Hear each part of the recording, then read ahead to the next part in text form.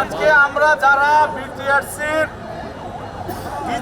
ডিজির সাথে বসেছিলাম, আমাদের প্রত্যেকটা ভাই একমাত্র এজেন্ডা ছিল ইউজফুল। আমাদের আর আজকের কোনো এজেন্ডা ছিল না।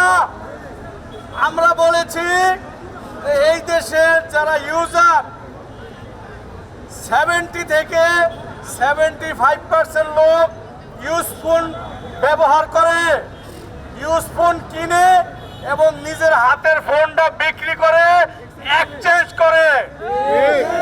করোনা বা যে কোনো ভাইরাসের এগেইনস্টে ফাইট মানি ব্যাকট্রলের লেফট রাইট। আমরা বলেছি যে আপনারা ইউজফোনটাকে কেন বারবার কোলন কপি রিভারবিশ বলে কেন কালিমা লেপন করতেছে? আমরা কোলন কপি বেচি না। আমরা যে মালটা বেচি সেটা বিদেশে ব্যবহার হয়, বিদেশি ধনী দেশের মানুষে একটা সময় ইউজ করে পরে ছেড়ে দেয়, সেই মালটা আমরা এই দেশে আয়না বিক্রি করি। ওনারা বলছে, প্লিজ শুনি ভাই প্লিজ কথা শুনি, না শুনলে বুঝবেন না, বোঝার জন্য একটু শুনতে হবে। আমরা বলেছি যে আপনি বাণিজ্য নীতি যতই সহজ করেন না কেন, আমাদের ইউজফোনের ব্যবসা করতে দিতে হবে। এখন ওনারা যে অপশনগুলি দিয়েছে, আজকে আমরা ইম্পোর্ট নিয়ে বার্গেনিং করেছি।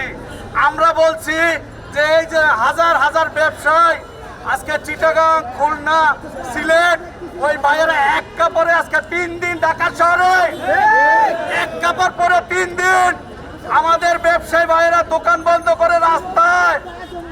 আপনি যতই কথা বলেন না কেন, বাণিজ্য অবাধ না করলে আমরা ছোট ব্যবসায়ীরা ব্যবসা করতে পারবো না। উনি বলেছেন আপাতত সেকেন্ড হ্যান্ড ফোন নিয়ে আমাদের প্রিপারেশন নাই। আমি বলছি যেহেতু 1 মিনিট শুনেন, আমরা বলছি যেহেতু আপনি নতুন ফোনের জন্য এনআইআর সিস্টেম চালু করার জন্য এই 8-10টা কোম্পানি থেকে টাকা নিয়েছেন, আপনি পুরান ফোনের জন্য আপনার যা ইকুইপমেন্ট লাগে আমরাই সারা বাংলাদেশের ব্যবসায়ীরা সেইটার জন্য টাকা দেব। তারপরে আমাদের ইউজ ফোনের ব্যবসা, এটা আমাদের দাবি না, আমাদের ডিমান্ড না, কাস্টমারের ডিমান্ড। আপনি কোন জাতিকে আপনি এইভাবে ছুঁড়ে ফেলতে পারেন না। যেই পণ্য এই দেশে 75% লোক ইউজ করতে চায়, কিনতে চায়, সেটা আপনি বাধা দিতে পারবে না। যাই হোক, আমি কথা বাড়াবো না, আজকে বক্তব্য দিন না। আজকে প্রত্যেকটা ভাই কাজটা করেছে।